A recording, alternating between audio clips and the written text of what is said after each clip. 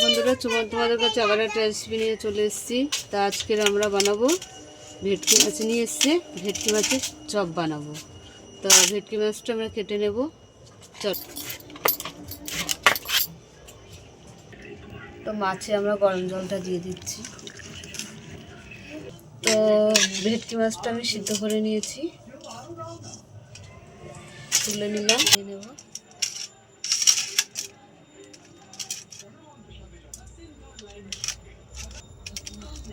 তো এইভাবে আমি ছলে মাছটা নিয়ে নিচ্ছি। তো আমি কড়াতে তেল দিয়ে দিচ্ছি।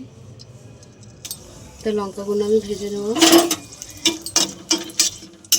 ওগুলো ভাজা ভাজা তুলে নিলাম। পেঁয়াজ দিয়ে দিলাম,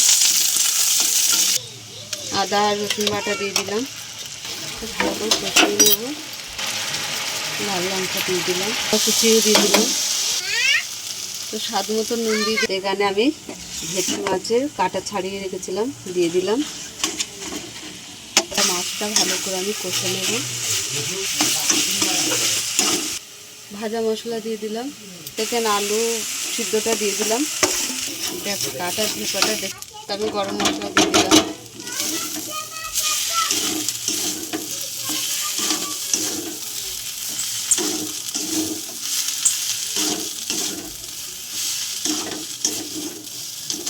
ভালো করে কষে দিয়ে হয়ে গেছে,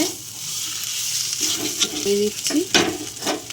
তো আমরা মাছের বলগুলো বানিয়ে নিচ্ছি। হ্যাঁ, কড়াই তেল দিয়ে দিচ্ছি। তো এইভাবে আমরা বানিয়ে নিচ্ছি। ডিম ভেঙে নিয়েছি। বিস্কুটের গুঁড়ো দিয়ে আমরা আরও একটা চুপিয়ে নিচ্ছি। নিয়ে বিস্কুটের গুঁড়ো দিয়ে আমরা সব চপগুলো তৈরি করে নিচ্ছি। আমরা তেলও গরম হয়ে গেছে, ভেজে নিচ্ছি দুটো দুটো করে। চপগুলো ভেজে নিচ্ছি, হয়ে গেছে, তুলে নিচ্ছি।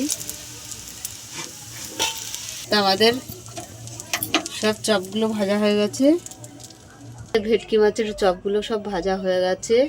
তা তোমাদের কেমন লাগলো বলো। ভালো লাগলে লাইক করে দেবে, শেয়ার করে দেবে, কমেন্ট করে দেবে, ফেসবুকে ফলো করে দেবে, ইউটিউবে সাবস্ক্রাইব করে বন্ধু হয়ে পাশে থাকবে। টাটা।